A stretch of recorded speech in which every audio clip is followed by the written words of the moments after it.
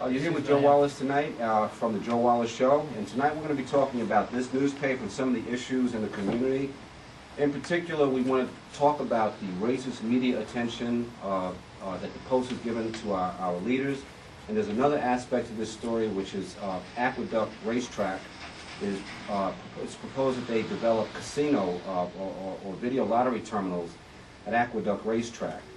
And what we found, very briefly, is that we all witnessed this unprecedented media frenzy against the governor and against our local leaders in Southeast Queens. And we've done a lot of research into this. What we found out is that this seems to be connected with the Aqueduct Racetrack project. What we found out is that out of 5 bidders, there's one company called Aqueduct Entertainment Group that won the bid. Interestingly, Aqueduct Entertainment Group has African-American investors, and also they had a substantial community benefits package.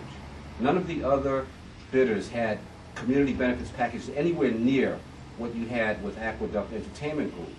And then after that bid was awarded to Aqueduct Entertainment Group, we saw the surgical removal of anyone involved in that who was African-American. On one side of the table, you had decision makers for the first time in New York history where you had 2 African-American leaders out of 3 making decisions on projects of this size. And on the other side of the table, you had investors who were African-Americans, Jay-Z, Reverend Flake, Darrell Green. They had ownership stakes in Aqueduct Entertainment Group, along with this incredible community benefits package. So after it was announced that AEG won the award, what we saw was the media attack opened the very next day. We saw them accusing the governor of having a meeting with Floyd Flake after the award was made. What's the big deal? And we found background information that Sheldon Silver, the assembly leader who was one of the 3 men who made the decision, he himself, well not him, but a lobbying company called Pat Lynch and Associates, who's closely connected with Sheldon Silver, was lobbying for the other group, for one of the other bidders. So there's the issue of impropriety in Flake's meeting with the governor, yet Sheldon Silver's close associate is under investigation for contracts that were awarded by Sheldon Silver involving her lobbying company. Because the person who owns Pat Lynch and Associates was formerly Sheldon Silver's communications director. So what we saw is a pattern of unfairness and the surgical removal of the African-American participants, and finally the whole deal was killed in the end. So what we're saying is if you're going to come into our community to build this project, it's a huge project, the largest project in New York State probably ever, $8 billion a year in revenue is anticipated. They've taken the initiative away from the benefits for our community, and we don't know what they're going to do next, but we are here to plan a response to that. And we have two responses planned. One is that we'll be demonstrating in front of the New York Post.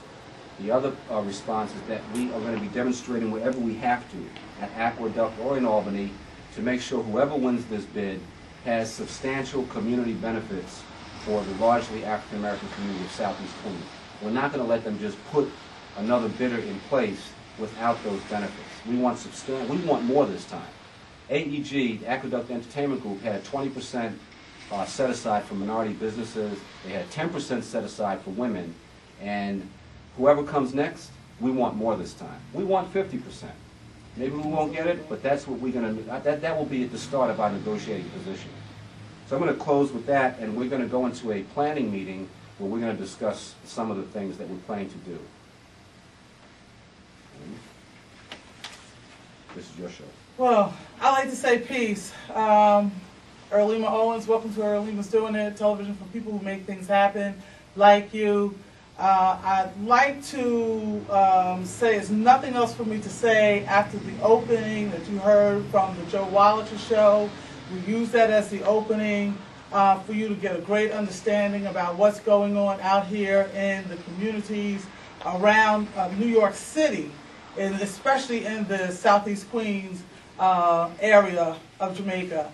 It's going to be one of those evenings that we're going to get to see a planning session and talk to and be a part of something that is for the community at large. And I have no need to say anything further after, like I said, the opening from the Joe Wallace Show other than to introduce you to the people who are sitting here thus far on the panel. To my left is Reverend Charles Norris.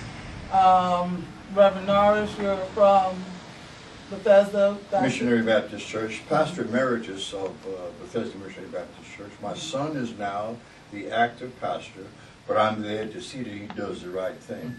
Okay. I ain't going nowhere. I'll be right there. There's nowhere for you to go. To work with him and to help to carry on the work. And also, I'm still the executive secretary for Clergy United for Community Empowerment.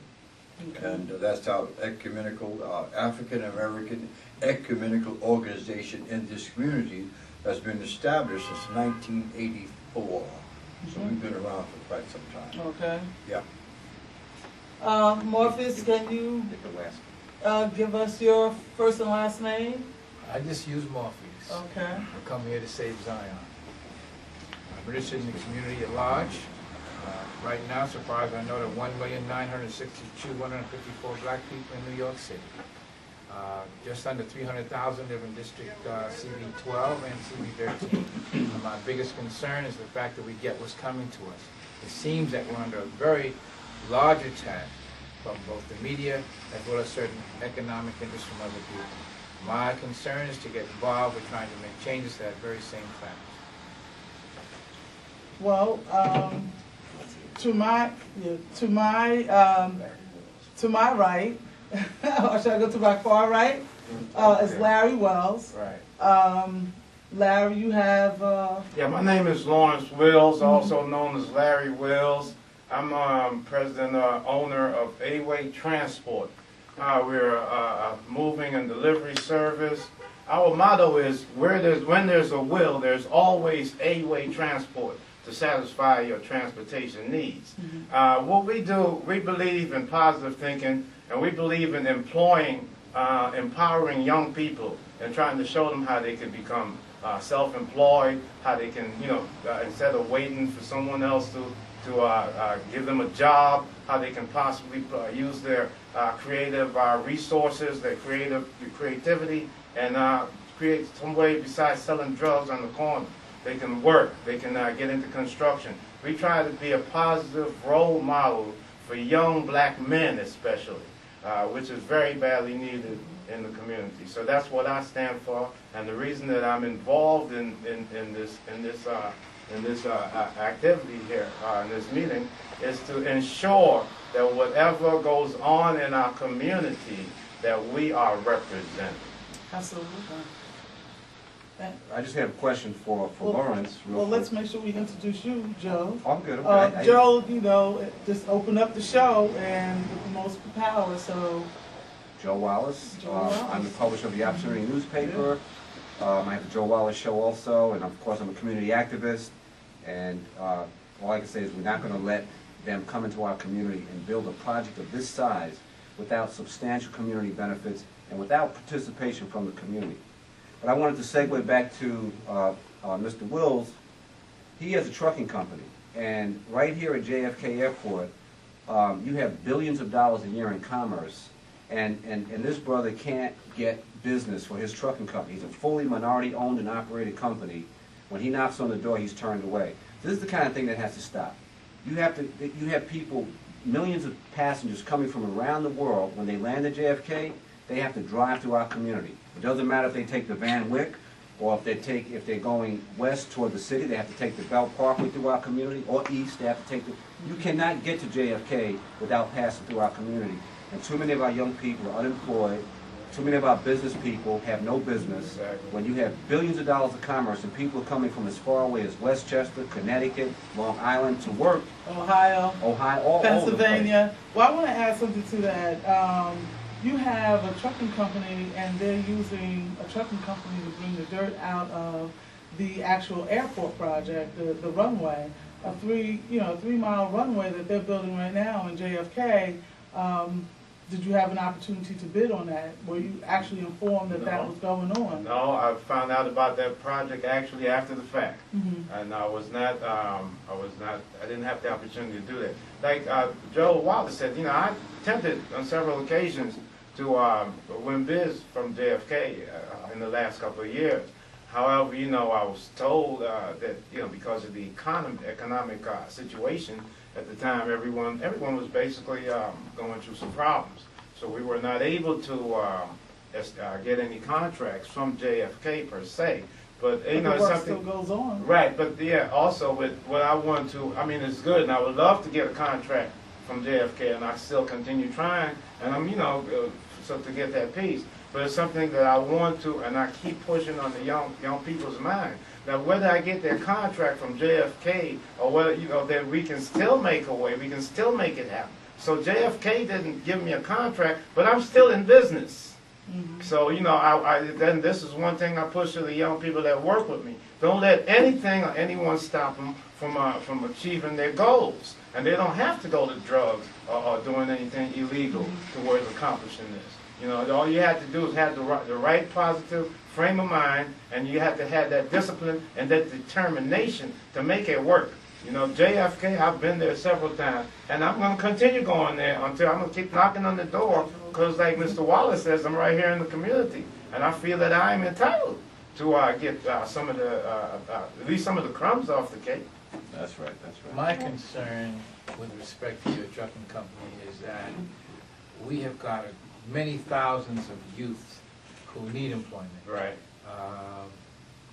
I see a great deal of confusion amongst them in terms of how they dress, how they act, how they prepare themselves for the workforce. Mm-hmm. Could you at some point address that in terms of them wearing their pants below their well, my employees, like I said, most of my employees, they're in the ages between 20, the youngest I have, I think, is 20 years old, between the ages of 20 and 30. And it's a dress code. You know, we work, it's hard work, you know, which we believe is good for the soul. Mm-hmm. And, you know, there's a certain dress code.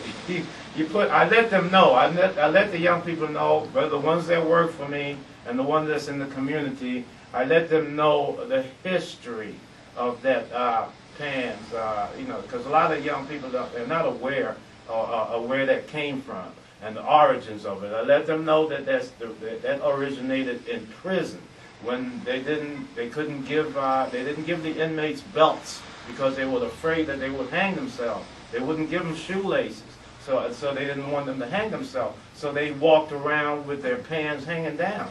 But I want to say something. Men in prison don't walk around with their pants hanging down below their behind, on their thighs. They don't walk around like that. No, they took it to another level. And they did. Out here on the street, they took it to another level. And they want to blame it on conscious brothers, because there's some conscious brothers in jail. Right. You know what I'm saying? So they ain't all in there, you know, not knowing what's going on and stuff. So they're not up in there looking like that or allowing that, because what is that? A pure sign of, you know, you're available. Right. It's exactly. plain and simple. Exactly. I know if I'm out like that, I'm available, right? Right, I seen a young girl out there today, and I said to her, sister, you didn't see the piece that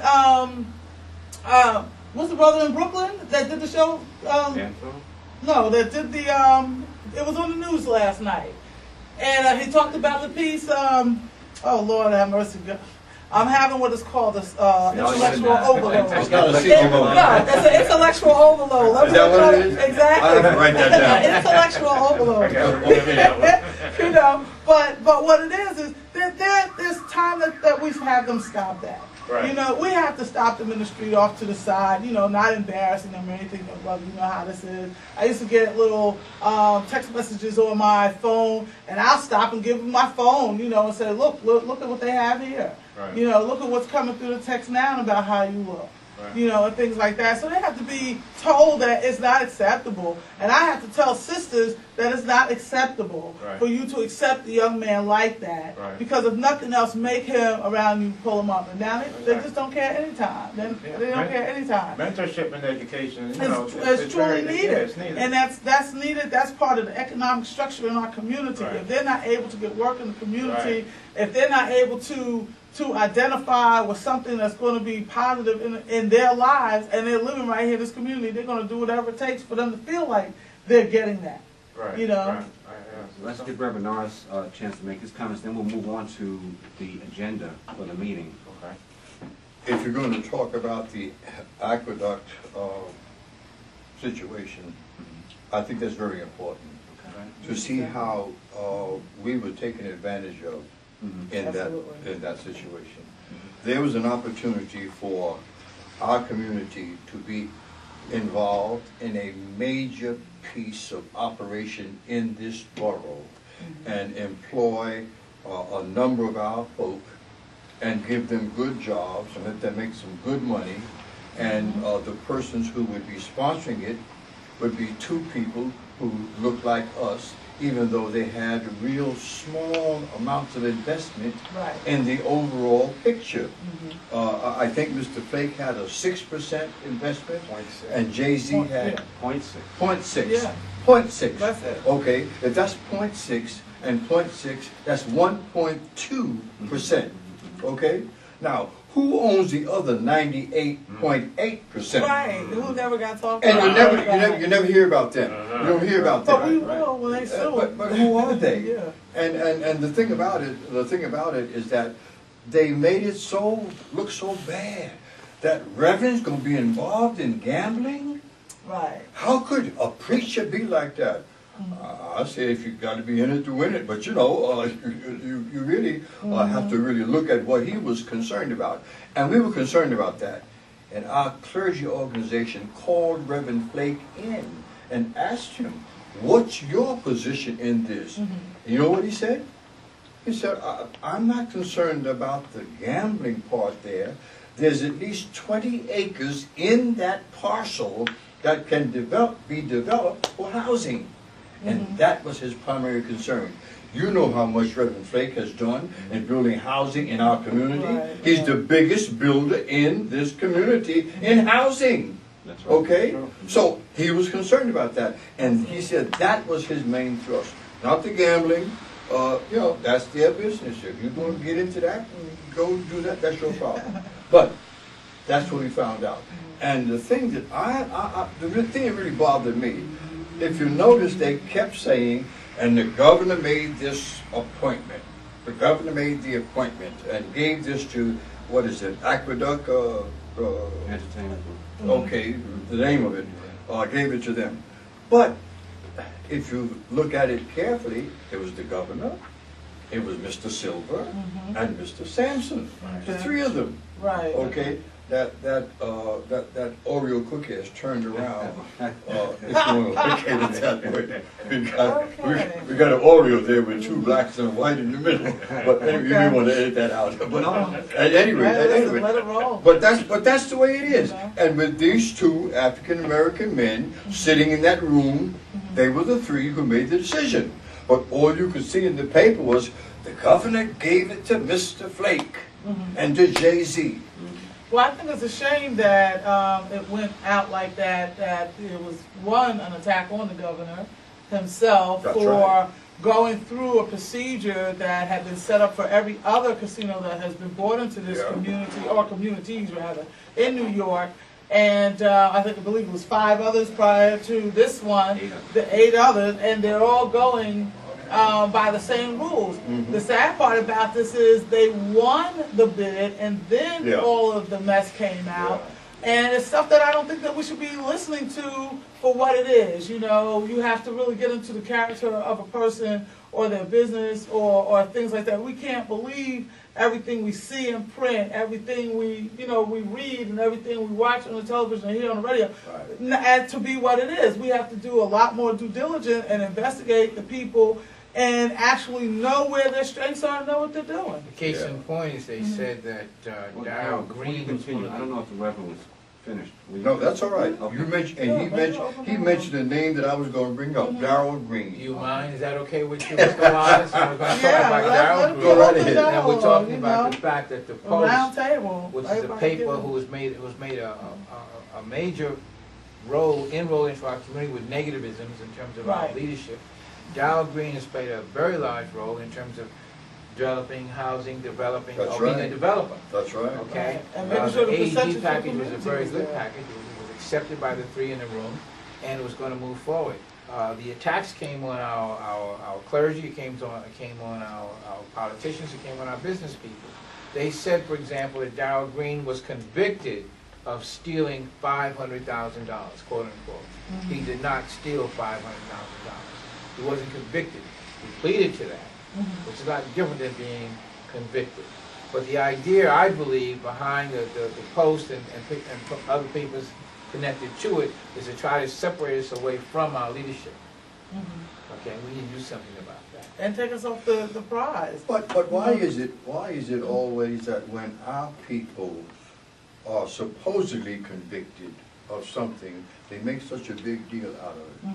When Mr. Cuomo was governor, there was a lawyer, I can't think of his name right now, who was convicted of stealing a lot of money. He went to jail, didn't do his time, because Mr. Cuomo pardoned him and let him out before time. And then when he let him out, he gave him a good job working for, if I'm not mistaken, the Catholic Church. Oh. Okay? Wow. So that he got the job. That's what he did. Now, what am I saying? I'm saying, I don't know what Darrell Green was convicted of, or if he was convicted. I just know he's a very talented African-American man who knows how to bring people together and develop things in the community beneficial to the community. And that's one of the things that they want to take away from us. Now, I just think that, I understand, I heard, I don't know if it's true or not, that even this company in which Mr. Flake was and Jay-Z was, that they're going to sue the government. Well, they should. They really should. I really think they should. The I really think they should. I really think they should sue them and make them recognize the contract that they had given That's them. right, because they were already awarded the contract. Yes. It was a done deal, signed on. But you and know what they everything. do? They change the rules. After the game. No, this wasn't even in the All middle of the the game. This was after the game was won. You play chess, you go checkmate. The game is over. Yeah, There's no, wait a minute, let me pick up my king and start. No, chess. Checkmate. The game was over. Let me just make a comment about how they changed the rules. The rules were changed in such a way that they surgically removed the African-American participants. The first part of that story is with the governor. They didn't attack John Sampson, but I heard he's under investigation now for something I don't even know. But If he's black, he's under investigation. He's under investigation. And if he's an elected official, he's under investigation. That's right. And the post, well, I don't want to go there. don't go, the post is behind it. Oh. But what happened with the rule changes is that first they changed the rules by, Governor Patterson met with Reverend Flake after the decision was made, and it's since come out that it was more of a chat about where the governor's life was going. It's almost like a pastor relationship. Exactly. So, as I said in the newspaper, a black man meets with his pastor, and they changed it into a criminal conspiracy. It happened to Obama, didn't it? It happened to Obama, too. Yeah. So, the point is that they changed things. And the other change was with Darrell Green. He was excluded from the project because he had a so-called criminal conviction almost 14 years earlier. The norm is that if you've had a criminal conviction, you're going to work with the Lottery Commission. If you've had a conviction within the prior 5 years, you can't participate. So what Sheldon Silver did, he didn't raise it to 10 years, he raised it to 15 years. And that effectively and surgically removed Darrell Green. That's right. Now let's look what happened to Pastor Flake, Reverend Flake and Jay-Z. The rule is if you have less than a 10% ownership stake in a company like this, you don't have to submit background checks. Shelley Silver changed it to everybody has to submit background checks. And what happened is Reverend Flake and Jay-Z both, after seeing how much coverage the New York Post was giving to this issue, they decided that they didn't need that kind of publicity. Yeah.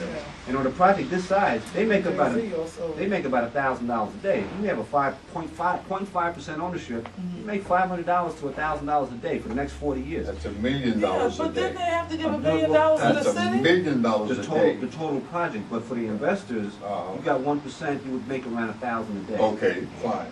And the So, city was getting paid $1 million a day. the state, yeah. The state. But what happened was they walked away. That's $365,000 a year. They said, we don't want it. We don't need it because we'd rather not have our whole life story put in the front, splash across the page of the New York Post for the next few months. Yeah.